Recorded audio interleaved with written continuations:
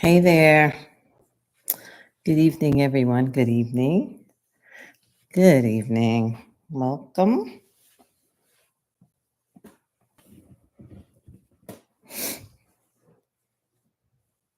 Good evening, everyone.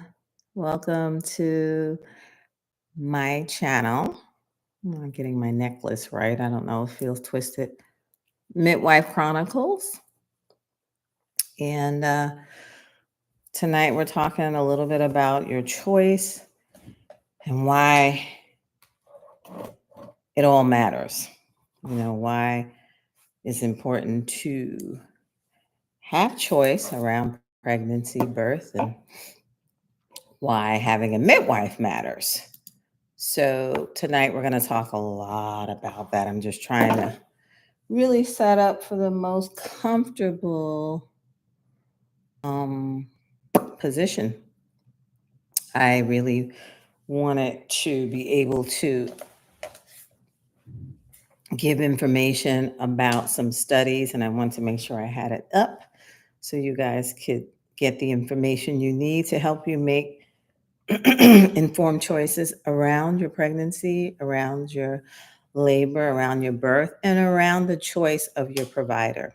It's all about centering your needs and all the things that are important to you and for you. Um, just trying to get the right angle here. It's all about angles. So, again, good evening. And why is my camera looking really weird and not getting the shot that I want to get? But we'll fix that later. Anyway, if you're joining me right now, I am Midwife Sakina, wrong way, Oyuhuru. And this is my YouTube channel. And here is a space for learning, for feeling empowered, getting information to help you on your journey. If you are embarking on a more holistic way of giving birth and trying to really decide what setting fits comfortably for you and your partner, for you and your significant other, you and your husband.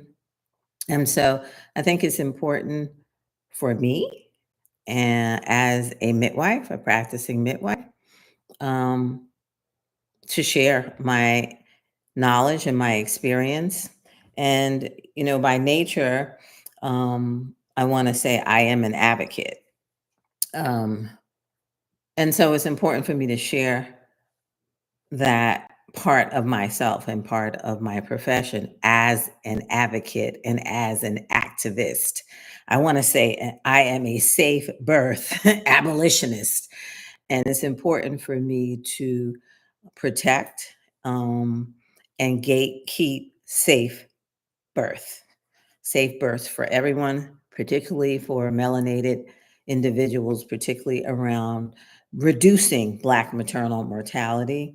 I can't say it enough. It's really important. We are in a crisis, and it's important that we continue to advocate for more safer outcomes, more safer perinatal outcomes, reducing maternal morbidity, sickness, illness, and mortality, death, unaliving individuals. And that goes for infant mortality and morbidity as well. And so I think it's important for me as an advocate, educator, and a midwife to continually create platforms that offer information to help individuals, birthing individuals, couples, people, women, and those who would like to be with child, would like to be pregnant, become pregnant, have children. And tonight I just wanted to talk a little bit about home birth, midwives, and the power of choice. And I'll be referring to my talking points because I really want to stay on point this evening because sometimes I, veer off on the focal point or the focus or the topic of focus. And so I really want to stay connected. Again, if I haven't introduced myself, I am midwife Sakina Oyuhuru, and I have been in the birthing space for well over almost 30 years. I believe it is 30 years. I continue to be amazed at how long I've been in this birthing space, and it is my purpose and passion.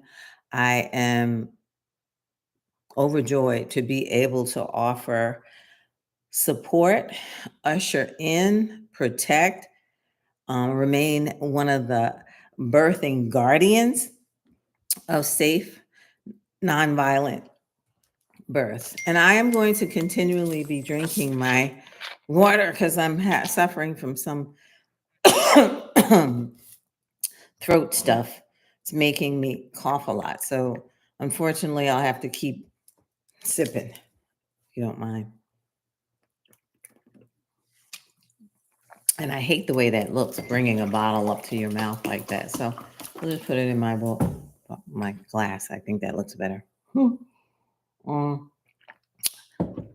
so without further ado,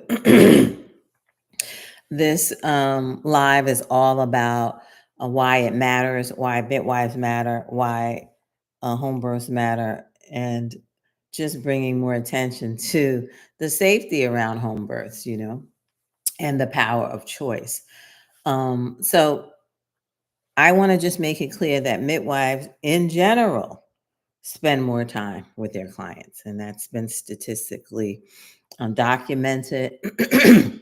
When you spend more time with clients, you create this space where relationally you can develop a very, I want to say, closer relationship with your client, and then you can nurture a relationship that is rooted in trust. So it's important to make sure that you create the space where you can spend adequate time. And I mean time that is unrushed, time um, that offers the expectant couple, the expected person to explore any issues or concerns or articulate them. And so that you guys can really, I want to say, delve in.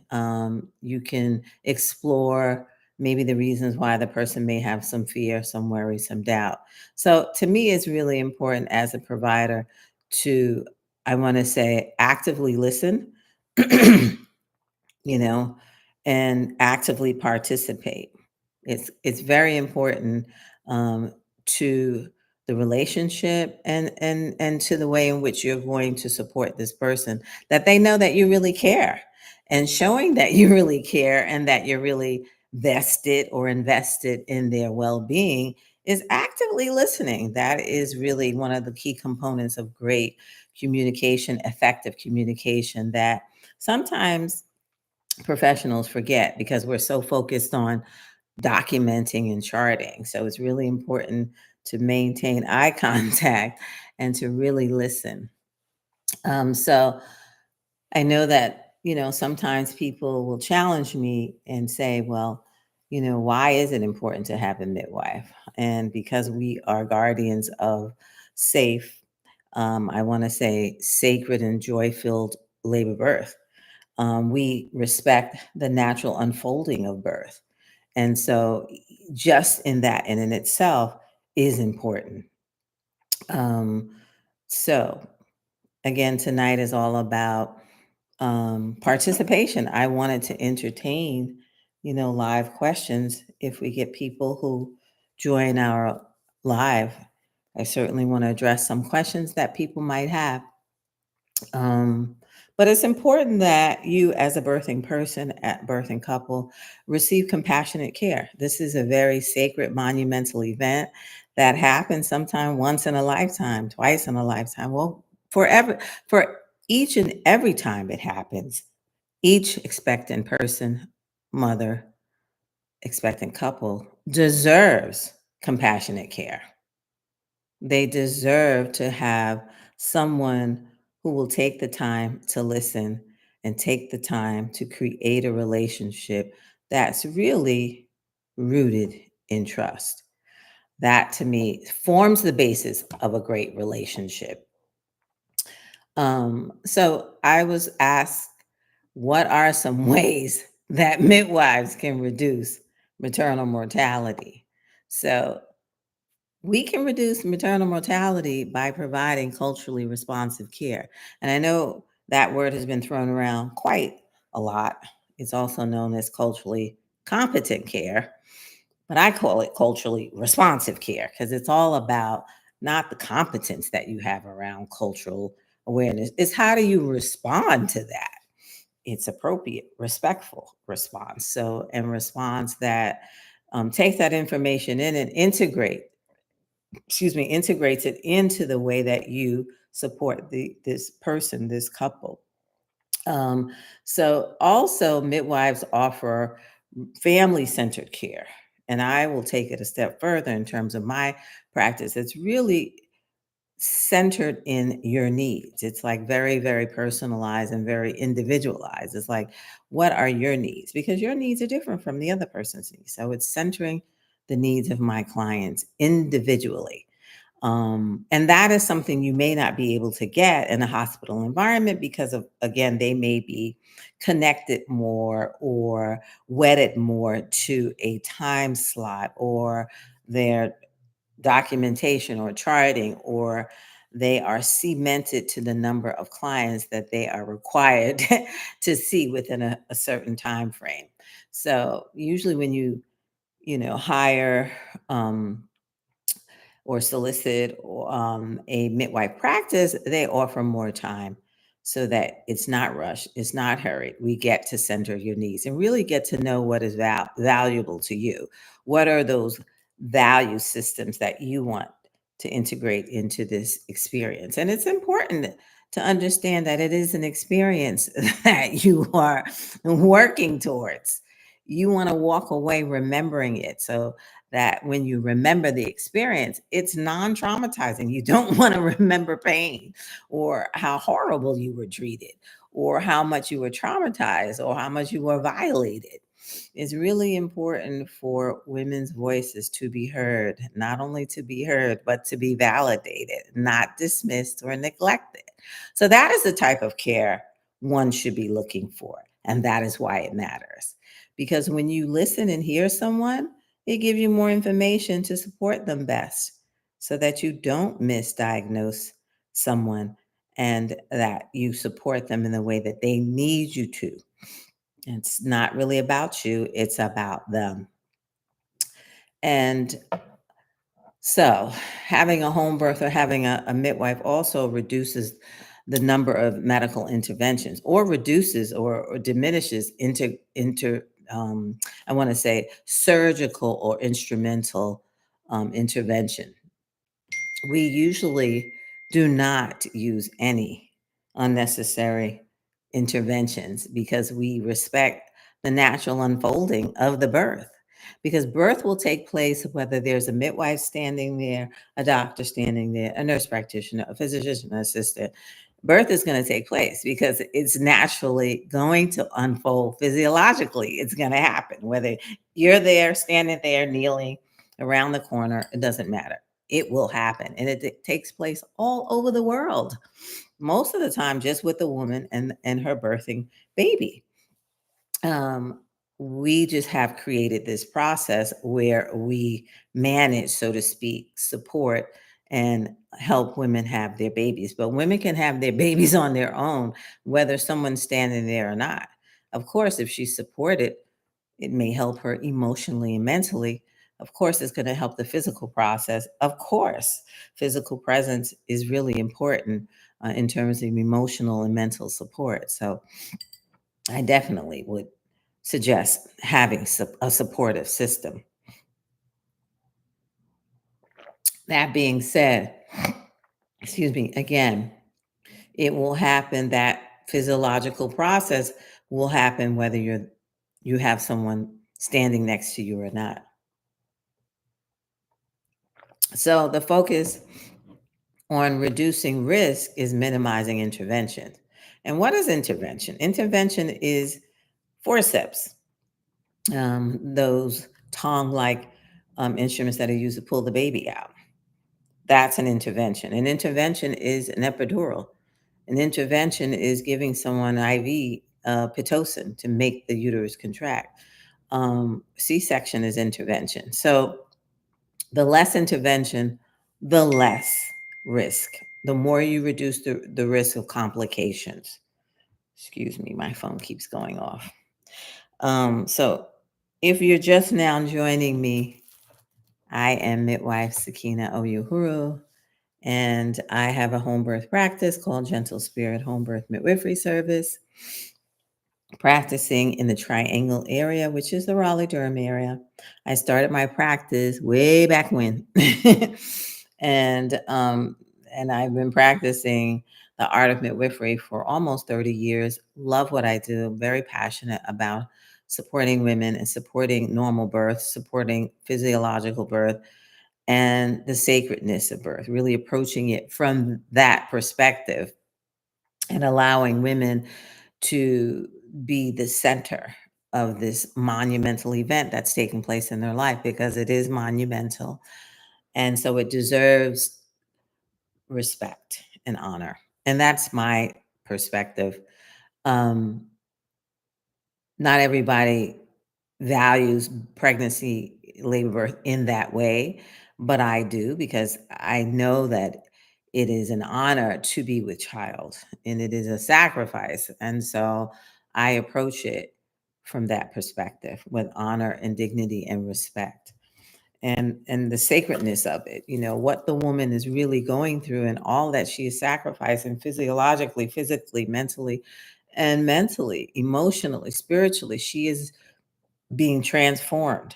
It is a huge transformation that's taking place, not only for her, but for her baby, the laboring partner, husband, any persons that are at the birth, including the doula, birth assistant, birthing partner, I want to say parents or in laws, all of whom are important. And so everyone will be transformed by this wonderful process that takes place. And so if there is violence or trauma, everyone will be traumatized.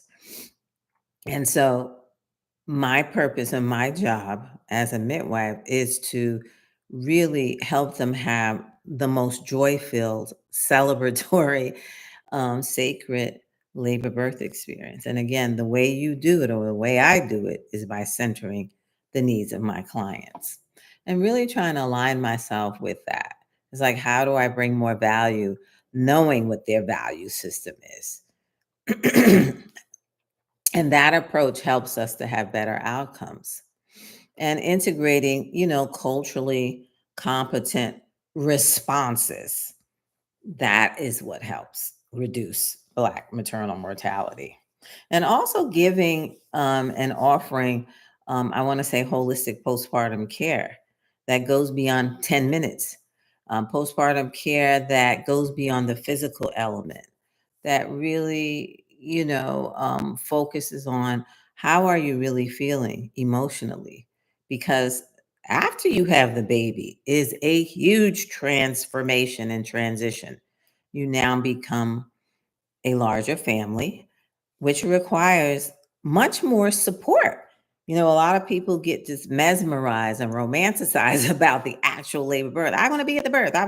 It's more important. What can you do to help them transform or from this pregnancy, labor, birth to now postpartum? They're going to need lots of support in terms of food prep, cleaning house, laundry, emptying garbage. That's where all of the support lies. And if more people could focus on that area, maybe we'll have more healthier outcomes postpartally. Postpartum is really crucial because sometimes that's where we experience sadness, which can happen because of all of the hormones that are being reduced and eliminated in our bodies. Sadness, sometimes postpartum depression. And it annoys me when I hear people on television, these reality shows, when they say, I went through postpartum. What the hell is postpartum? Postpartum is a period that everyone experiences after you have your baby. Post means after, partum means after birth. Everyone goes through that who had a child. But are you experiencing postpartum sadness or postpartum depression? Take it a step further and define and clarify and be clear about what you're saying. It's okay to say the word depression or sadness, uneasiness, name it. When you name it, it helps you process it. When you name it, we can create some solutions to help you cope and get through. But we gotta name it. We have to name the issue, name the problem. So it matters. Midwives matter to help reduce maternal mortality within marginalized communities because we offer more culturally responsive care. And we actually address the monster in the room. We are really going against I want to say, the dominant culture because we dare to listen and we dare to create the space to offer trauma informed care. It means a lot to us to know whether you were traumatized in your last birth, whether you're a victim of domestic violence, was there any childhood trauma, community induced trauma, um, work related trauma that we should be aware of. Maybe we need to come up with some more coping skills or resources to help you get through and cope during your pregnancy. Maybe we need to add another provider service, to help complement the services that we are offering. We're more aware because we spend more time, so we can identify warning signs of complications and stress. So it's important to choose the right provider that's going to serve you best during this most sacred time of your life. So choose wisely and take your time and base your choices on your value system. What are you aligned with and what are they aligned with? It's all about the power of your choice, and understanding and owning that. I think we have been programmed to believe that we don't have a right to take more autonomy over our own body, or over the decision as to where we birth or with whom we birth. And it is all about your choice. So it's like unlearning or deprogramming or because of the conditioning that we've experienced socially and through media propaganda. It is a huge unwielding I want to say process, so the media, that's what I'm referring to. And so we've been all socialized and programmed to believe that pregnancy is a dangerous condition, a condition to be feared, something to be afraid of, something to be frightened about, as opposed to pregnancy is a natural physiological process that happens in most women's lives, most people's lives. And it is one of the most monumental event. It's natural, it's healthy, as long as you're a healthy individual, physically, mentally.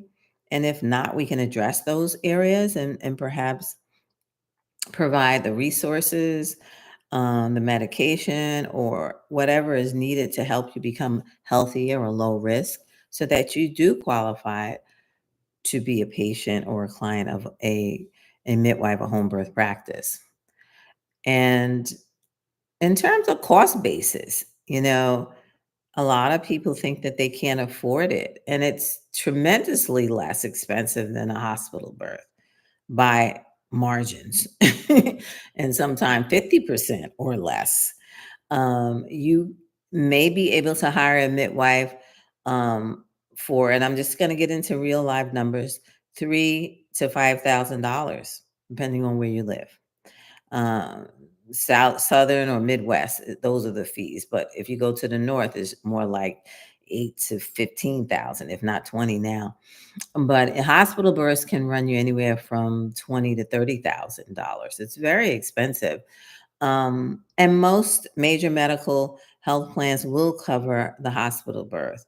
And depending on your location or region of the United States and your medical plan will dictate whether they cover midwife led services. So you need to really either get a very knowledgeable biller, a very knowledgeable midwife, or really call your insurance carrier and ask them, but ask them to give it to you in writing, because a lot of major medical insurance plans, and what I'm referring to is Aetna, United Health, those. And I'm not saying who or which one is specifically does or does not. I'm just generally naming them: Blue Cross Blue Shield, Aetna. Um, some of them, TRICARE, Humana, Christian Health Ministries, some of them reimburse quite equitably. Some of them do not reimburse equitably. That word, equitably. It's not equitable, the reimbursement rate. So they may state to you that, oh, sure, we cover midwife led practices, but you need them to give that to you in writing, because they may say they cover it, but it may be at a very nominal rate and not at the rate in which the midwife charges or the practice charges. So the rate may be um, $1,500, but the midwife charges $7,500. So average home birth practice is about $7,000, anywhere between 5 and 8, really average, and that's in this area. If we're talking the north, like New York City-ish, New Jersey, they charge anywhere from 10 to 15, 18. Really, it's really expensive, but a lot of major medical plans cover home births in the north. In the north, meaning New York, New Jersey area. So it's important to contact your insurance carrier and really have a very candid conversation with them about the fees and get them to commit to the normal customary rate and tell them to quote you the number, not the average, the reimbursement rate. And what is the fee, reimbursement fee? They may require you to give them a ICD-9 code, ICD-10 rather code, or CPT code, diagnosis code, and you can get that from the midwife or the biller. And most of the billers do it for free or may charge you some nominal fee for it. So home births and midwife practices will save you money in the long run. So, and it prevents, and we can prevent unnecessary medical bills. Like sometimes when you're in the hospital, you get all kinds of bills for gauze, for a needle, for a pillow, for anesthesia, for the NICU, for, oh, it's so many fees. So anyway, it's more cost effective. And so I wanted to entertain questions, live questions, but I don't see any questions. So anyway, in the chat, I am going to write in the website where you guys, let me just explain. If you're interested in our mini courses, we offer right now 4 mini courses, and they are priced individually. We're going to be running a discount shortly for Black History Month: medical terminology, basic Doppler use, and skills in terms of newborn assessment skills and maternal vital sign assessment. And so in the chat, I'm going to put, oops, in the chat, I'm going to put, why is not going in the chat? Oh, that's the wrong one. In the chat, I am going to put the website.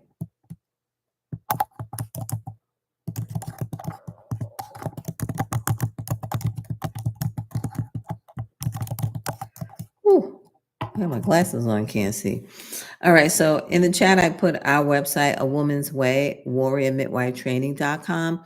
And there you can find our application if you're interested in becoming a midwife. And I'll talk a little bit about that. And also our mini courses. And again, our mini courses include medical terminology right now, basic Doppler use, newborn vital sign assessment skills, and maternal vital sign assessment. Soon to come, non-prep, how to start your private practice as a midwife, um, and non-prep, the PEP process, basic tips, and basic pharmacology. I believe that's upcoming, as well as understanding basic labs. That's upcoming.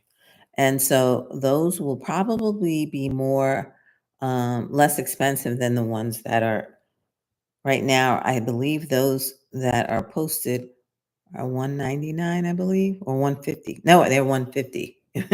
So 199. And so yeah, I'm gonna post that. I said I wasn't and I didn't. You can also find it on my Instagram handle at Gentle Spirit Birth. And I also in the link tree or the bio, and also in my Instagram handle at A Woman's Way. Whoops, I didn't say that right. Oops, A Woman's Way. Right. And also on TikTok, of course. Talk is a whoops. Uh-oh. Okay. So I just put in the chat all of the ways in which you can access my mini courses through the website, through the link tree, or through the handle. Did I put that in there right? I said warrior midwife training. Uh-oh, I said warrior midwife training. And that is not right. It's warrior midwife training. You know, it's important to remember your handles, right? Anyway, so many courses, being offered at A Woman's Way, warriormidwifetraining.com. I believe we now have 4, but we will be adding about 4 more. Right now, it's basic medical terminology, basic Doppler use, skills assessment in terms of vital sign assessment, maternal, and newborn vital sign assessment. We will be adding basic tips on completing the portfolio evaluation process, PEP, for those midwives who are attending a non-MEC accredited program and need help in completing those forms and that application, excuse me. We also will be offering courses on understanding basic lab values, courses on understanding basic pharmacology, the medications that are used in labor and birth. And so a lot of these courses are, I want to say, marketed for the birth worker who really wants an edge, to create an edge, who wants to broaden their scope of understanding, and also wants to market themselves as a medical, a midwife assistant or a birth assistant. These are some skills that are great to have on your resume.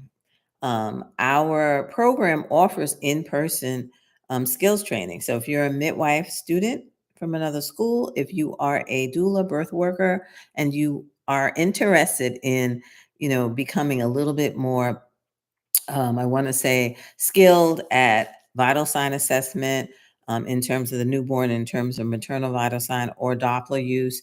We also go over how to draw labs, how to start an IV, understanding medication. We offer a lot in our in-person skills training. Also, how to birth a baby and how to do a vaginal exam. Oh, there's so much. How to assess a baby, the fetal position, abdominal mapping is also called, how to use a Doppler, how to listen, what to look out for, what's normal, abnormal. So a lot of skills in the in-person. But in the meantime, you certainly can register for any of our courses, any of our mini courses on our website, A Woman's Way Warrior Midwife Training.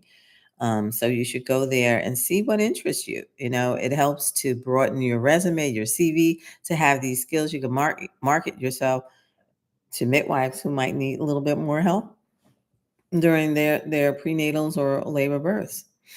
Um, Tonight's live was about why it's important to exercise your rights, on the power of choice, and really understanding, and I want to say processing that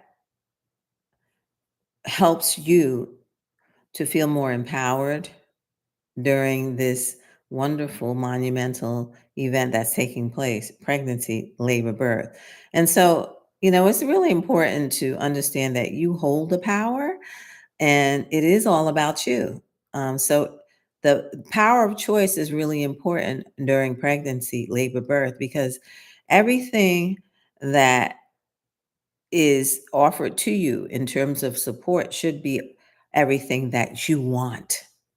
You should receive informed consent, and everything that they say they want to do or they think it's important for you to have, you should really have informed consent.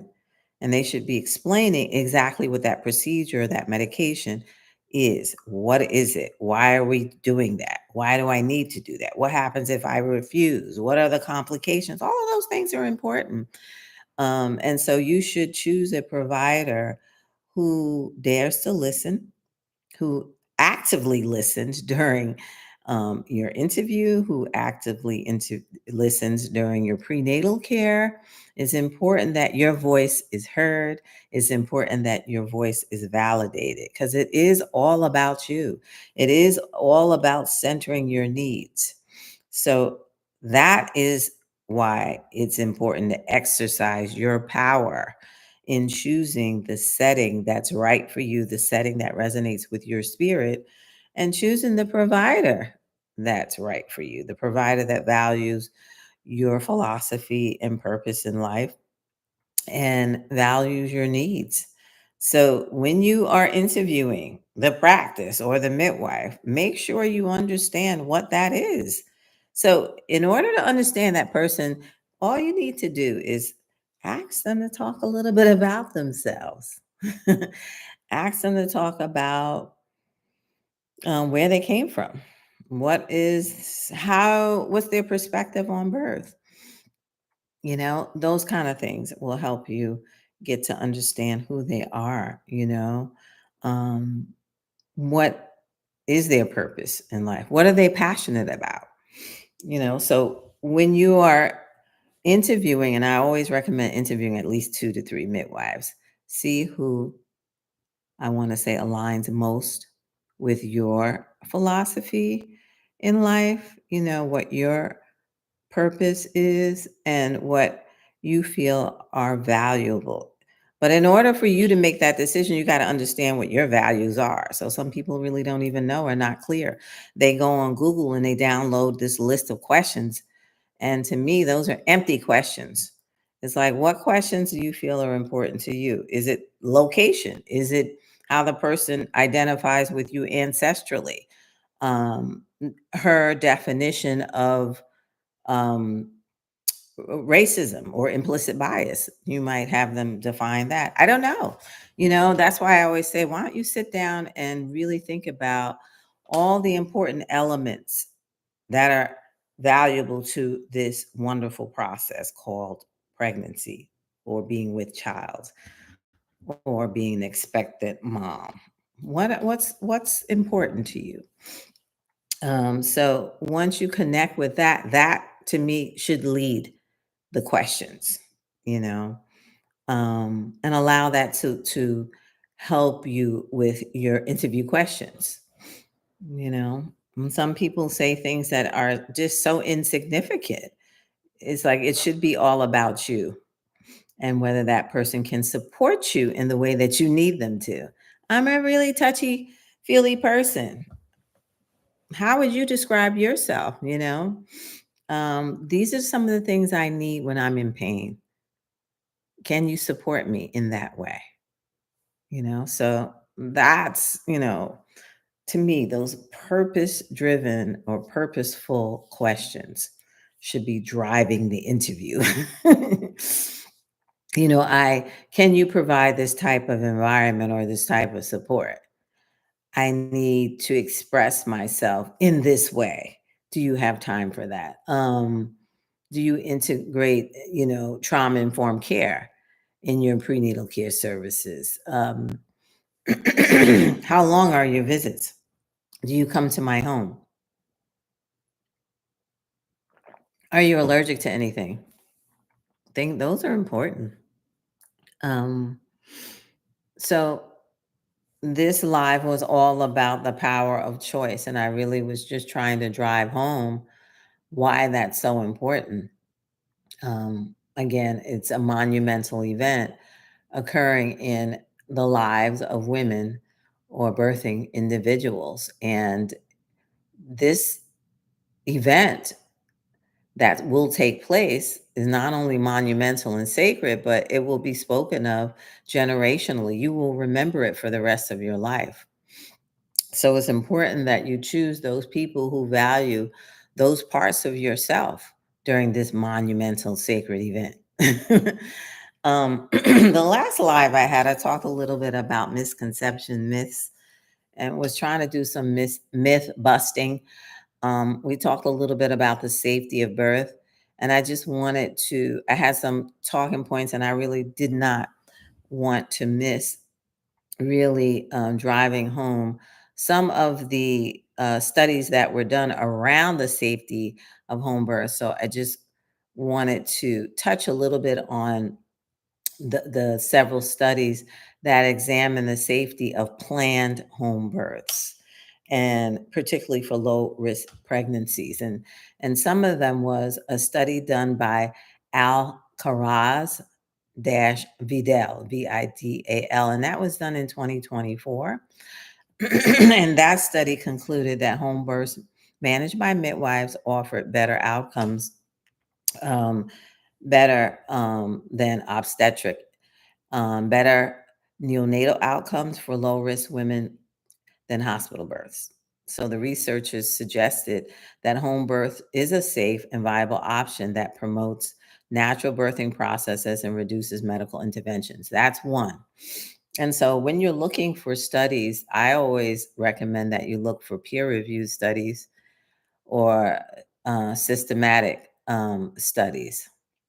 Um, and, the reason why I like peer reviewed is because they're looking to make sure that the controls were done, the design was um, applicable, and there were no flaws, So that's what peer review studies do. They really look at design variables, and making sure that the study, and then looking to see if it was sponsored as well, and who did the study, and did they include variables that they didn't even define, or were they consistent or inconsistent.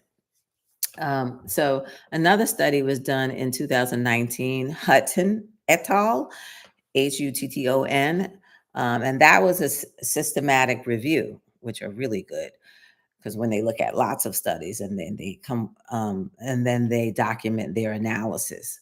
So that was a systematic review and a meta-analysis that examined perinatal and neonatal mortality among women who intended to give birth at home compared to those who planned hospital births. So in that study found no significant difference in perinatal or neonatal mortality between planned home and hospital births for low risk women in well resourced countries. So that one's a good one to look up. And I'm going to repeat the name in a second. That was Hutton, Hutton et al. And that study was done in 2019. Again, it was a systematic review and a meta analysis.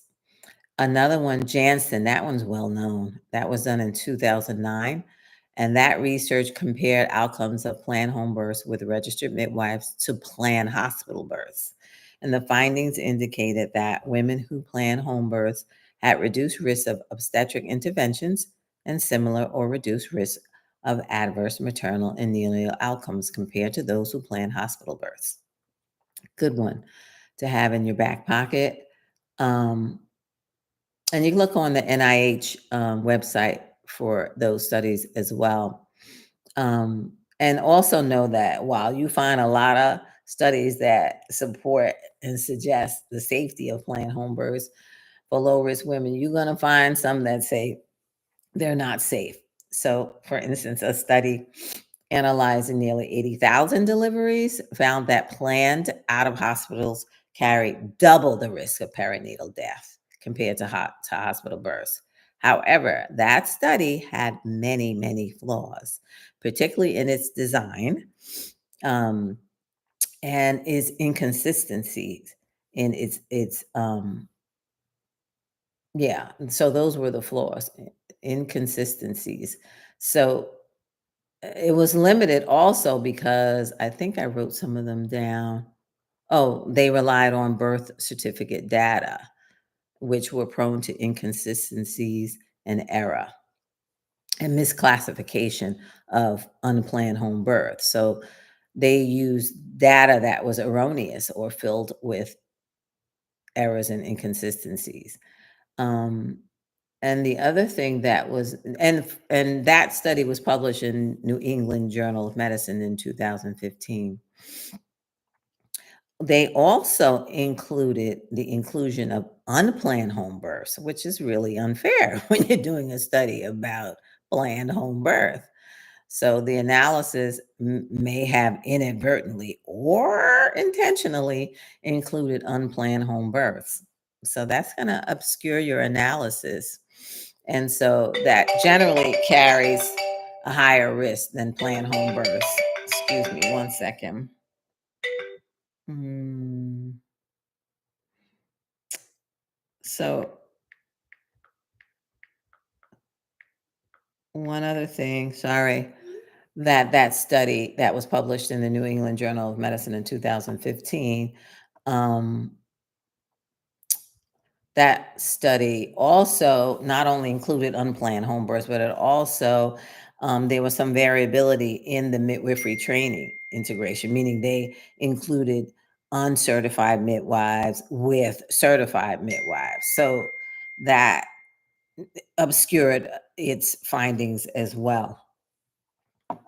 And so it didn't account for differences in midwifery training, which is important when you're doing a study. You got to be consistent with your variables. It's like everything has to be, if you're saying you're doing a study on certified midwife led planned home birth, it has to consistently stay with that. You can't just say, oh, let me include the ones who were uncertified and were unplanned.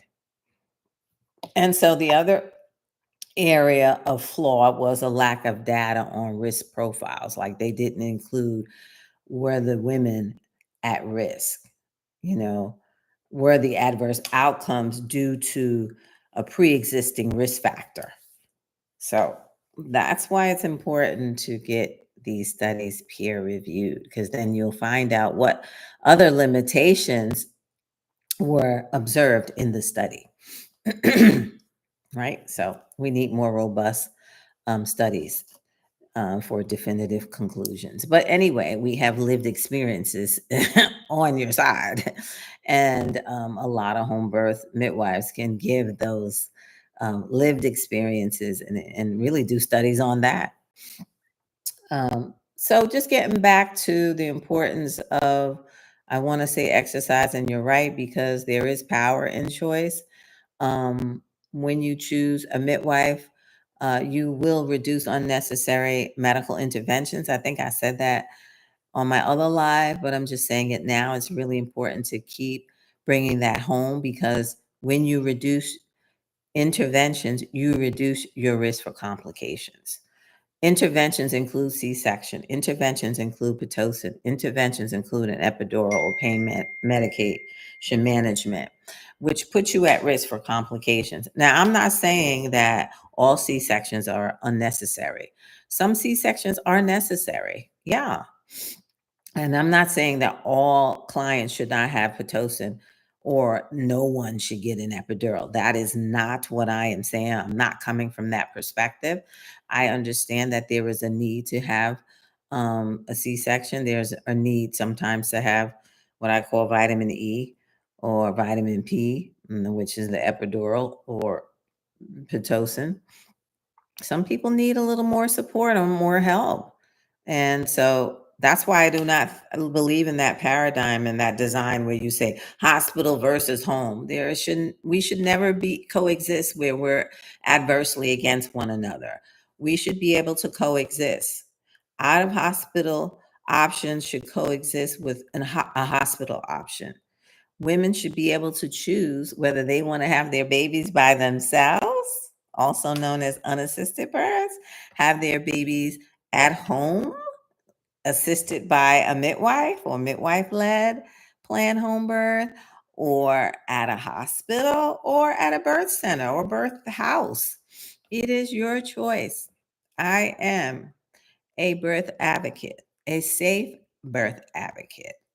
I want to say I am a safe birth abolitionist or out of hospital abolitionist. You should be able to choose where and with whom you'd like to have your birth. It is important, it is your right.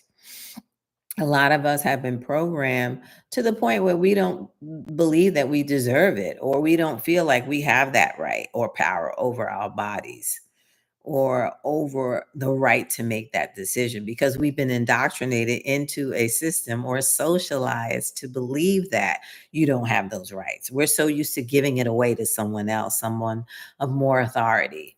And the person who has more authority over their health and well being is you. Is you. It's just that you've been told that you don't, or you believe it because you've been socialized or programmed to believe it. So these platforms are being used to empower. They're being used to empower you, the expectant mom, expected person, expected couple, the couple with child.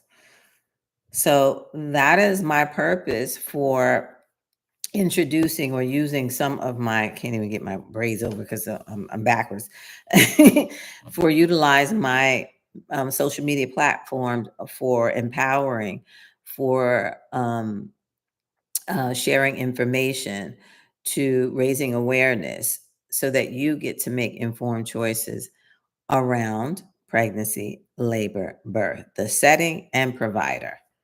It's all about you.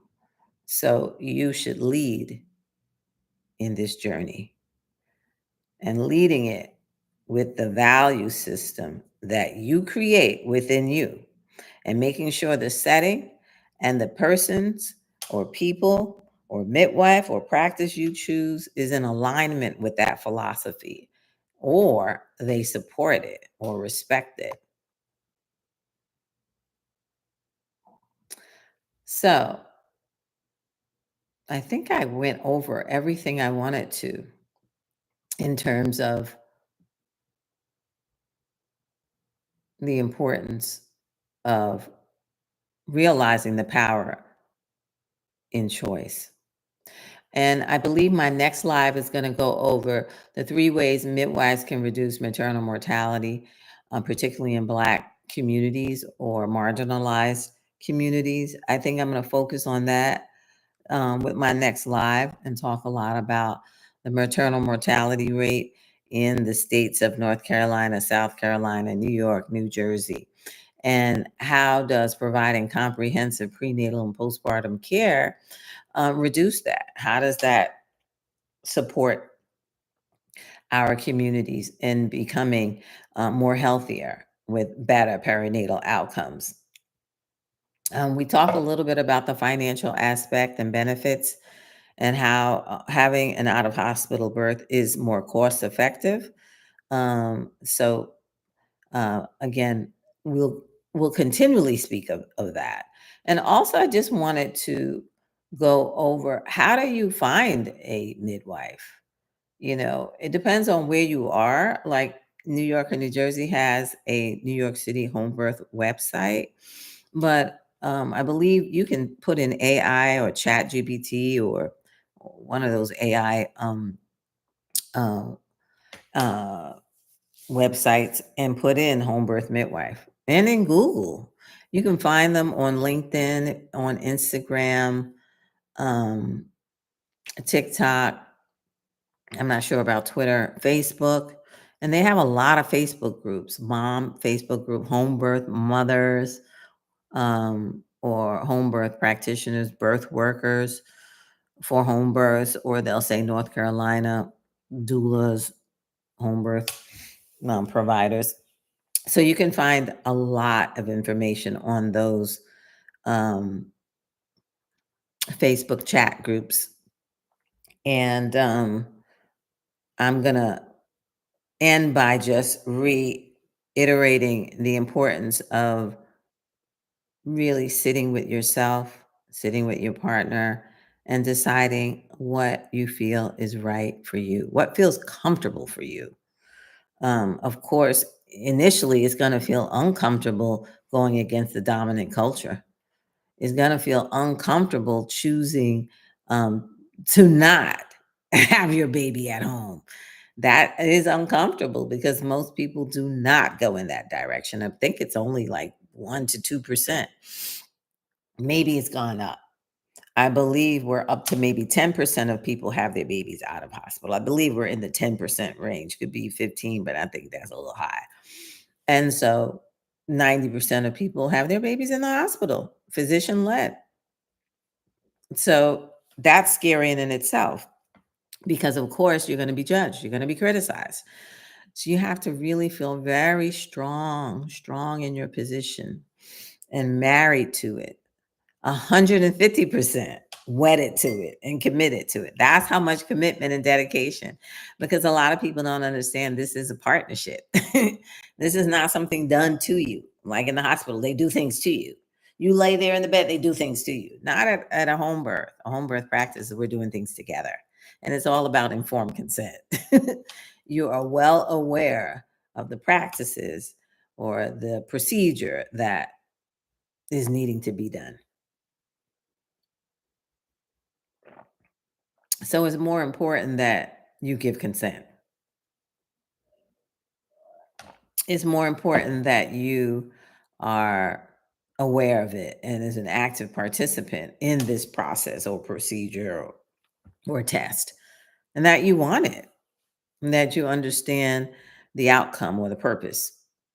Um, so I want to drive home the importance in understanding and reflecting upon the power of choice. It is all about you. It is all about you. It's about you getting that in your spirit, in your soul, and really understanding that mentally, emotionally, spiritually, that it is about me. It's about how I walk, how I think, and my value system. Yep. And who will support me in that way. I need to have my dog present and my 5 other siblings and my mother-in-law and my mother and my cousin and some drumming and some light music or whatever, tarot cards, prayer, vicar beads. It is all about you. And so can you find someone who's aligned with that or can support you in that way because it's important to you. So that's why it's always important to connect with what is important to you, and are you integrating this value system or those parts of you into this process? Not what you downloaded it on Google. Those questions might have some relevance, but pick and choose which one you feel are relevant to you, not just reading it because it's meaningless. And the midwife practice and the person that you're asking the questions to, they know it. They actually feel it. They're like, this is really not genuine. It's like we need authenticity. We need to feel you. Just like you need to feel us. That's why I always say, ask the midwife to talk about herself. um, and those hard places. What was a hard choice you made between a client, if you can share, not revealing, personal information, but those kinds of things. How was your birth, if you don't mind talking about it? What were your choices? What made you choose that provider or setting? then you get a chance to hear her and, what drives her, what was her purpose or, her passion. So I think, you know, it's important to understand the power of choice. Exercise your right. You literally have power and autonomy over your body, your baby, your birth. I'll say it again, power of choice over your body, your baby, and your birth. So choose the provider that's going to center your needs, that's going to respect the value system, your value system, and integrate that into the way she or he supports you or they support you. That's what it's about, centering your needs. And midwives center the needs of their clients. Midwives respect the natural unfolding of this wonderful process called birth, monumental, sacred, deserving respect, dignity, patience. So, that being said, that ends our live tonight. I'd like to spend a little bit more time, but because I really wanted to spend time entertaining questions in the chat. Um, But in the meanwhile, while I'm waiting for those questions, I just wanted to reiterate the mini courses that we are offering. You certainly can try and register for them by going to our website, a woman's way warrior midwife training.com. And I actually wrote the website in the chat, and you can also access it in my bio on TikTok and in my link tree and bio on Instagram at A Woman's Way, and my Instagram handle, Gentle Spirit Birth. So those mini courses are recommended for individuals who are interested in broadening their skills in I want to say, increasing their marketability and marketing skills in terms of including it on their CV and resume, and then market themselves to midwives as a midwife assistant, birth assistant. So we offer many courses in medical terminology, so you understand the language of medicine, and documentation and charting. We also offer basic Doppler use, so you know how to use a Doppler, which is the instrument that's used to hear the baby fetal heart, and what is normal, what is abnormal. We also offer mini courses on maternal vital sign assessment. That means blood pressure, pulse, temp. Um, we also offer mini courses on newborn vital sign assessment. We also do in-person skills training. That's like over a 3-day course for midwife students, doulas, anyone interested in becoming a birth assistant or midwife assistant. We usually offer them twice a year. We will post those on the website, a woman's way warrior midwife training.com, and also on our social media handles, Gentle Spirit Birth, A Woman's Way, and TikTok Warrior Midwife Training. Again, this is Midwife Sakina Oyuhuru. And tonight we were talking a lot about the importance of the power in choice.